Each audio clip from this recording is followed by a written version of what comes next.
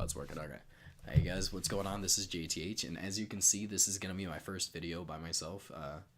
The Nightwing was pretty adamant about me learning how to do some on my own, so I just took it. And I guess this is just what's gonna happen now.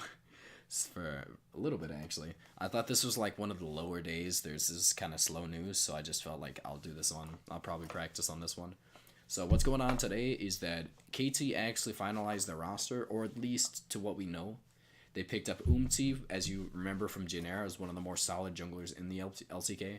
I think that he was one of the stronger. There's two good players on the team for the most part.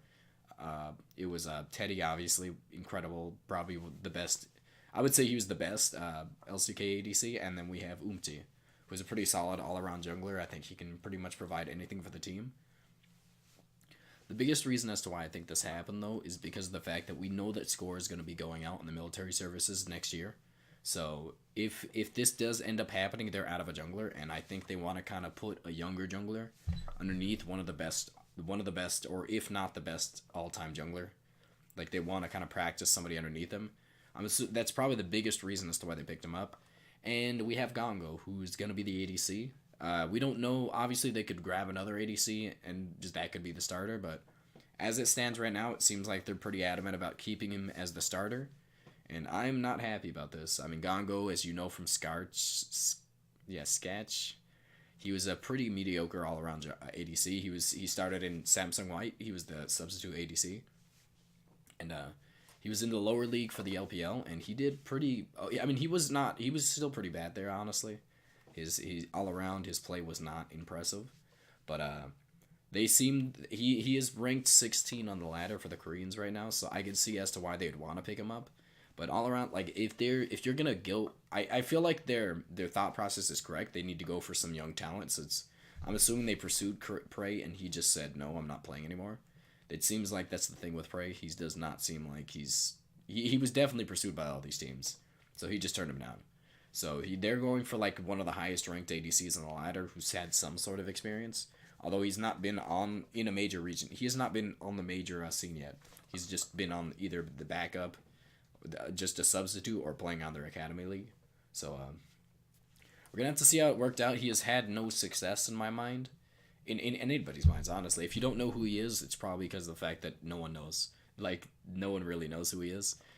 He's an unproven talent who's he's been pretty terrible. Honestly, it's not been terrible. I feel like I exaggerated a bit, but he's been pretty mediocre for like essentially the entirety of his career. As to, like when he was on academy, when he was on the substitute, we don't know anything about it. We just knew he was a substitute. But when he was in the second tier, what's it called, for the LPL, he was on the second place team. They did end up doing pretty decently, but he still wasn't the star on that team. I'm excited to see what he has in store, because obviously the fact that he's the 16th ranked ADC in the ladder means he has something.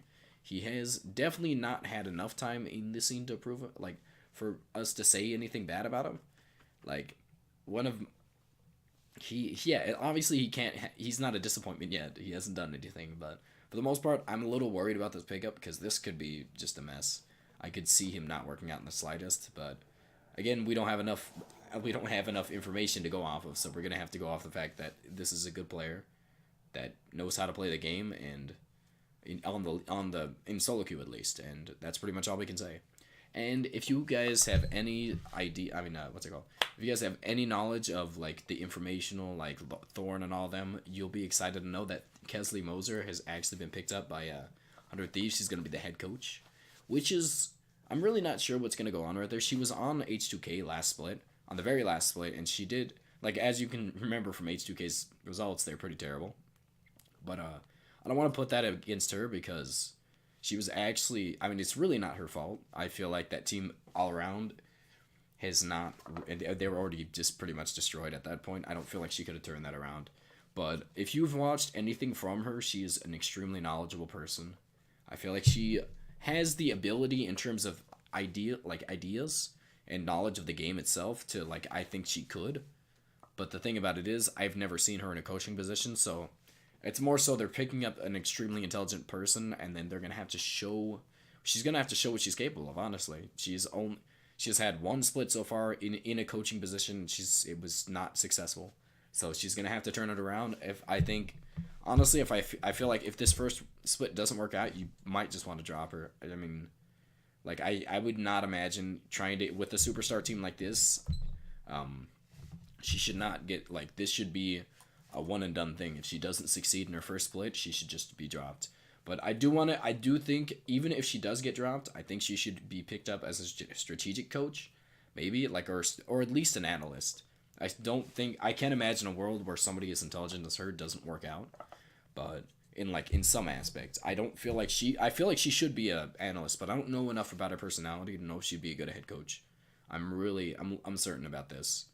And as we've seen, I think she's one of the best journalists out there in terms of just providing league information. So, like, I think she's earned the spot at least. I'm a little worried. I don't want her reputation to be ruined by this, but she's going for it, and I hope she can succeed in it. I mean, there's not much else to do. I mean, she could. I guess she just didn't want to stay as one of the most prolific journalists in the LOL scene. But that's pretty much it. I think I'm gonna do like a 6-minute video. It's gonna be a little short, and then I'm gonna see where it goes from there. So have a good night, everybody. This is something JTH.